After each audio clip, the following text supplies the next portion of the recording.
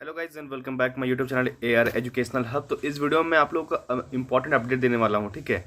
जैसा कि आप बहुत सारे स्टूडेंट देख रहे होंगे कि झारखंड कंबाइंड का एप्लीकेशन फॉर्म अभी तक नहीं आया है, ठीक है। तो इसमें एक केस ये भी पॉसिबल हो सकता है, क्योंकि देखिए आप पिछले साल का अगर तुलना देखेंगे तो बहुत सारे मेडिकल सीट्स जो है वो खाली रह गए थे। आपको रीज़न पता है कि बहुत सारे मेडिकल सीट्स खाली रह गए थे, जिसमें नुकसान होता है, ठीक है। और जो भी गवर्नमेंट सीट में अगर सीट खाली रह जाती है, चाहे वो BDS कोर्स हो, BMS हो, या फिर जो भी अदर जो भी कोर्सेज होते हैं उसमें, अगर उसमें सीट खाली रह जाती है तो नुकसान हो सकता है, ठीक है।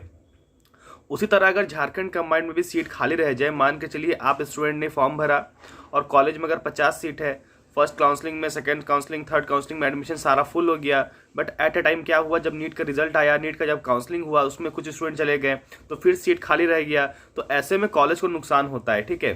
तो इस बार ऐसा भी हो सकता है कि नीट का रिजल्ट आने के बाद और फर्स्ट काउंसलिंग होने के बाद हो सकता है कि आप लोग का फॉर्म आ सकता है, क्योंकि ऐसे में नुकसान होता है कॉलेजेस को, ठीक है। और उन स्टूडेंट्स को फिर नहीं मिल पाता एडमिशन। मान के चलिए कि अगर मैंने एडमिशन दिया है, मैंने अगर नीट एग्जाम दिया है और मुझे भी वेट है अपना स्कोर का, और मैंने झारखंड कंबाइंड भी फॉर्म अप्लाई कर दिया, प्लस एग्जाम दे भी दिया और मुझे कॉलेज भी अलॉट हो गया, बट क्या हुआ, एट अ टाइम जब काउंसलिंग हुआ, देन उसके बाद मुझे नहीं, देन काउंसलिंग हुआ, मुझे कॉलेज भी मिल गई, MBBS कॉलेज मिल गई, तो मैं अब क्या करूंगा, अब मैं जो भी एग्रीकल्चर या पैरामेडिकल में एडमिशन लिया था उसको मैं छोड़ दूंगा, तो वहां पर सीट वैकेंट रह जाएगी। अगर वो सीट खाली रह जाएगी तो बाकी स्टूडेंट्स को भी एडमिशन तो मिल नहीं पाएगा, क्योंकि अब काउंसलिंग बंद हो चुकी है। तो ऐसे में फिर दिक्कत हो सकती है। तो ज्यादा चांसेस है कि नीट का रिजल्ट आने के बाद आप लोग का फॉर्म जो है वो हो सकता है, और या फिर हो सकता है नीट का रिजल्ट आने के एक सप्ताह बाद जब काउंसलिंग स्टार्ट होगी तो हो सकता है कि आप लोग का फॉर्म वगैरह आ जाएगा। तो टेंशन नहीं लेना है, अगस्त मंथ में ही आप लोग का फॉर्म आएगा, तो टेंशन बिल्कुल नहीं लीजिए आप लोग, ठीक है।